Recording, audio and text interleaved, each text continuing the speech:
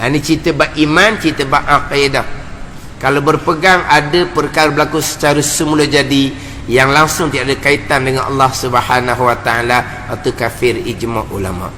Pisau memutuskan secara semula jadi, api menghanguskan secara semula jadi, nasi mengenyangkan secara semula jadi, air menghilangkan dahaga secara semula jadi, obat menyembuhkan penyakit secara semula jadi.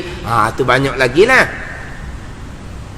Kipas ekor menyejukkan secara semula jadi, matahari yang memanaskan secara semula jadi, matahari lah yang mengeringkan pakaian yang kita jemur secara semula jadi. Hanya bilang pasal ni banyak lah. Atau kafir ijma' ulama. Satu golongan laginya, walaupun pegangan ni pandangan muktamad tidak menghukumkan kafir, tapi ini pegangan yang terpesong, bukan pegangan ahli sunnah wal jamaah. Pisau memutuskan dengan ketajaman yang Tuhan bubuh di mata pisau. Api menghanguskan dengan kekuatan panas yang Tuhan bubuh di api. Nasi mengenyangkan dengan kekuatan apa tak tahulah Tuhan bubuh di nasi. Air menghilangkan dahaga dengan kekuatan yang Tuhan letak di air. Obat menyembuhkan penyakit dengan khasiat yang Tuhan jadikan di obat. Ini pegangan yang khilaf ulama, kafir ataupun dosa besar.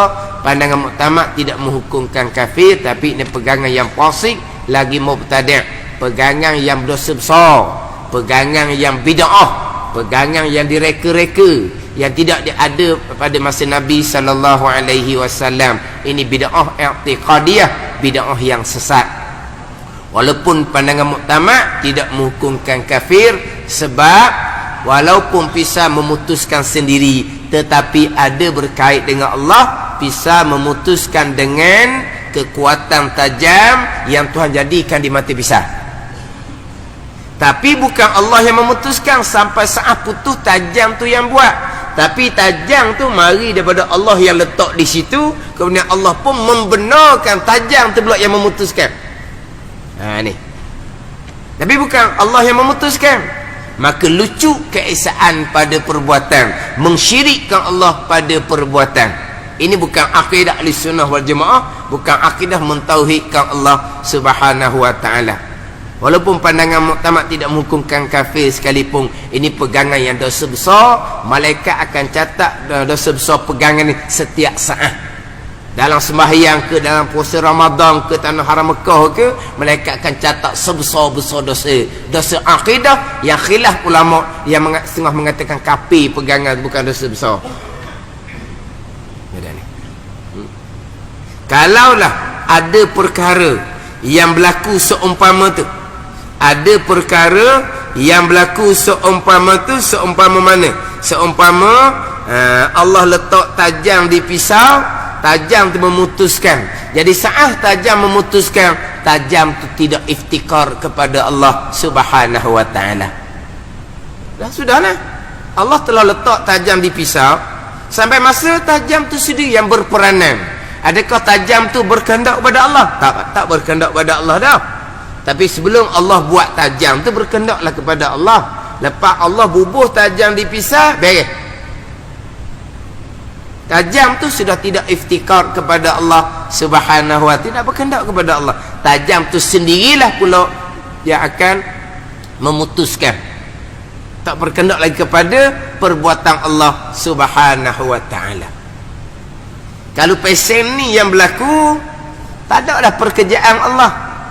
Tak ada pekerjaan Allah. Allah letak siap-siap belaka dah. Di makhluk tu ada benda belaka dah. Sampai saat Allah tak payah buat apa-apa dah.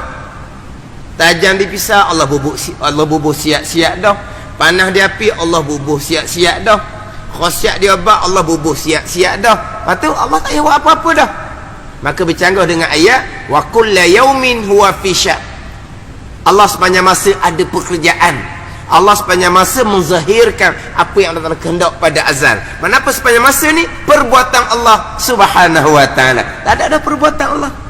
Perbuatan Allah hanya letak tajam di pisau, selesai pekerjaan Allah Subhanahu wa ta'ala. Sesat pekerjaan Allah Subhanahu wa ta'ala sampai masa putus, tajam itulah pula yang berperanan. Lucu Allah sebagai Rabb, sebagai Tuan yang hakiki.